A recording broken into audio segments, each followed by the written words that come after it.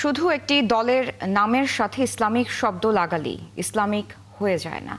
কাজের মধ্যে ইসলাম থাকতে হয়, মনের মধ্যে ইসলাম থাকতে হয়, রাজনীতির ভেতরও ইসলাম থাকতে হয়। এমন মন্তব্য করেছেন বিএনপির যুগ্ম মহাসচিব শহীদ উদ্দিন চৌধুরী আনি। শুক্রবার লক্ষ্মীপুর চকবাজার জামে মসজিদে জুম্মার নামাজ শেষে দোয়া মাহফিল অনুষ্ঠানে তিনি কথা বলেন। আনি আরও বলেন, মানুষ বিএনপির দিকে তাকিয়ে আছে, তাই জনগণের প্রত্যাশা পূরণ করতে নেতাকর্মীদের সুশৃঙ্খল ও সমঝোতা বজায় রাখতে হবে।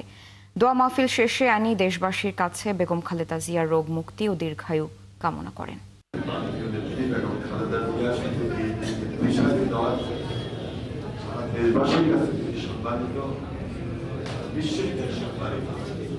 ওনার জন্য সবাই আমরা দোয়া করবো। আজকে আল্লাহ যেন ওনাকে সুস্থতা দান করেন।